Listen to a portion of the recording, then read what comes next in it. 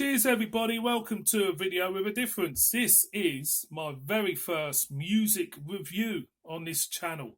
After my announcement yesterday, I'm going to want to branch out a little bit. I've decided to do some music reviews after watching other people do them on YouTube. I thought, let's have a stab at it. First of all, big lover of music all my life. I've been collecting music since I was 16 years old. I've always been seen, especially when I was younger, as the person with the most music. So it's all packed upstairs in boxes. I've been rifling through some stuff I've had for years, past couple of weeks, and I decided, well, let's do a music review, see how it goes, and I might pop another one up and pop another one up now and again. So, I thought to myself, well, what album should I do? Should I do an album by a band which nobody's heard of? Then nobody can turn around and say that I'm wrong. An album, or a 70s masterpiece. I've decided on the latter and just kind of like push myself straight into the lion's den with all the other music reviewers out there, or rock music reviewers, or whatever I want to call them. The album I'm going to review is a Queen album, and it is their A Night at the Opera. Now, this album came out in 1975. It was produced by Queen and Roy Thomas Baker, and it was recorded at Rockfield in Wales, where a lot of other bands have recorded. I think Oasis went there, and Rush went there. I think Manic Street Preachers, they went there. So it's quite a famous studio amongst musicians. Okay, Private Farm, I think it is as well. So I'll give you a bit of a show of the CD inlay. This isn't the remastered one, to be honest. This was bought years ago, absolutely years ago. Lots of lyrics. I did have this on vinyl years ago, but me being the idiot, I got rid of them. That'll be worth a bit now. And it was the original vinyl as well I picked up. So there you go. So that's on my version. That's my version. Anyway, what I'll do is I'll talk through the songs and tell you what resonates me and what doesn't resonate with me. So, first song, Death on Two Legs, a Mercury penned song. First heard it when I was given Queen's first EP by somebody years ago when I was about 14, 15. And it's a song basically having a, pardon the pun, a stab at somebody who basically rips them off. The lyrical content is pretty kind of like, it doesn't hold back how much they really despise this person, ripped them off. Like a lot of bands at the time when they started off, you can say Black Sabbath as well, they got ripped off. And lots of bands, by dodgy management. Yeah, great song, Death on Two Legs. It is a good song, good rocking song. Then we go on to the side of Queen, which I absolutely hate at the time. It was slapstick. It was the side of Freddie Mercury, which was camp, and it came through on the music. And the next song was Lazing on a Sunday Afternoon. It's just one of them songs sung in a posh voice with, imagining wearing a blazer and a Pimm's hat, drinking Pimm's with a straw hat, should I say. And it doesn't really bode well with me at all. It's part of the album. At the time when I first bought the album, I like my stuff heavy, and that came on, and I thought, come on. This isn't the Queen I like. Third song is a song entitled I'm in Love with My Car. And the first thing with me, when you look at the title of a song like that, it's so dumb. I'm in love with my car. It's like a dumb title to me. It's something that you wouldn't really expect on an album of this stature. But it's a Taylor song, and with a title like that, it should be a B-side to something, you know. But that's my opinion. It's a Taylor song, great rocking tune. It is. It's sung by Taylor as well. I remember seeing it on was it that live Milton Keynes live? Was it DVD years ago? And it works so well live. It's a great song. Then we go on to a song which I absolutely hate. Every time I hear it on the radio, I turn off the radio. Every time I stick this CD on, I skip it because I absolutely hate it. It's very sloppy, very girly, and you know it's Queen without bollocks. It's just just a it's just a it's just electric piano in this. It just does me head in. It's You're My Best Friend. It's a John Deacon song, right? John Deacon, for me, is a very underrated bass player, okay? When people mention bass players, nobody mentions Deaky, but he is a good bass player, and he has written some great stuff for the band.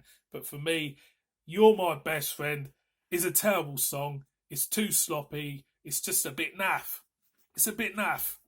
So then we come on to, I think this is the first May song on the album, by Maypen song, and he sings it, and it is 39. It's more of a folky feel to this song, very acoustic driven song. It's acoustic song. And John Deacon plays double bass on it, which adds to the folky element for me. It does feel very folky. It works incredibly well. It's well written. Great lyrics to it. Great song. Live, I think Freddie sings it, but it's a really, really good song. Then we go on to another May song, Sweet Lady, and that is a side of Queen which I like. Rocking, great. It's a great song. It's just short, rocking, in your face, a few tempo changes in it, but it's great. Nice. You know, that is a side of Queen. And I think with this album, you know, there's so many different varied musical influences in this album that it does work as an overall piece of art, if you know what I mean. Then we go on to Seaside Rendezvous. Now, Seaside Rendezvous is going back to this slapstick type of thing which we got from Leighton on a Sunday afternoon. You either love it or hate it. At the time, when I was young, I hated it. You know, I just do. What? You can't put this on. But as you get older and you look back at stuff like this album, then you think, well, looking back at the time, it was pretty original, wasn't it? Am I a fan of it now? Well, not really. I still, you know, prefer the heavier side of the band, but I can appreciate for what it is. So Seaside Rendezvous is that type of song. It's just, you know. Then we go on to one of my favourite songs of the band's entire career for me. I think this is an excellent song. We go on to the Prophet song. It's an 8-minute opus in this song, and I think this song is kind of like sadly overlooked because of what we've got at the end of the album. It's an opus of a song. It's great. It's got some great guitar work in it. Vocal harmonies are great in it, and you could say it's maybe the warm up song for the end of the album, if you know what I mean. But it works so well. I do like it. And then we go to the lighter moment. This is where you get your lighter, lift it up high in the air for Love of My Life, which for me, I've heard other bands cover it. Scorpions did a good version of it. What do I think of it? You know, it's a ballad. You get your lighters, wave them about if you want. Well, if you went and saw them, but I would see Queen now, but this Queen isn't Queen now, is it? Yeah, it works. It's a great song. There's a harp on this as well. And then we go to Good Company, which is ukuleles everywhere. Brian May singing again. What do I think of it? It's, you know, again, it's an acquired taste. Is it George Formby? He was a ukulele, wasn't he? When I'm cleaning windows and all that. I must have got that from there. But does it work for me? It works. It works, but I don't really... It's a different it's a different aspect again. There's so many influences in this album that it works. It's if you want an out and out rock album, then Anyway, getting on. We've got Bowie Rhapsti. This was the song which propelled them to mega superstardom. To be honest, it's a song that I wouldn't care if I didn't hear it again, because I've heard it so many times on the radio. And it's a song which, at the time was totally original. When you heard Bowie Rhapsti, it's a what the fuck moment. It's one of the what the fuck moments, Am I a fan of the song? I mean, for me, every band has an iconic song. As a song, Led Zeppelin had Stairway to Heaven. You can say Black Sabbath had Paranoid. Queen had Bowie Rhapsti. It's up there. It's unique. It's different. It still is unique and different. It really did, bring the band to a higher level. And it rounds the album off perfectly. It's really an album within itself with all these different styles, because if you look through this album, for all the track listing of this album, all these different styles of songs result in one song, Bowie Rhapsti, because there's so many different influences within that song. You could say that all the other songs in the album were kind of like experimentations for Bowie Rhapsti. I'm going to get murdered by Queen fans. I can't wait. And what rounds it off is God Save the Queen, rendition of God Save the Queen. What do I think of this album? What do I think? Well, it's the era of Queen which I like, the hard rocking era of Queen. This is the era which really resonated with me when you look at their career as a whole. I started to kind of like fall out of love with them, in the 80s, but for me, this is a masterpiece. This album, it's one of them albums you've got to listen, to try before you die. To listen before you die. It's a pivotal album for me. It's up there with Dark Side of the Moon. It's their Dark Side of the Moon, you could say, in a way.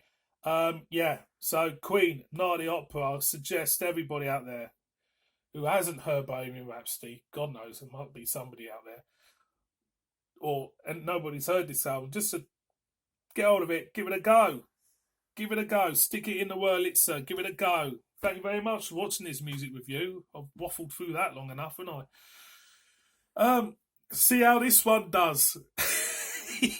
if I get if I get hated for saying some stuff, I'm sorry I've offended all the Queen fans out there, but I'm just saying what I think.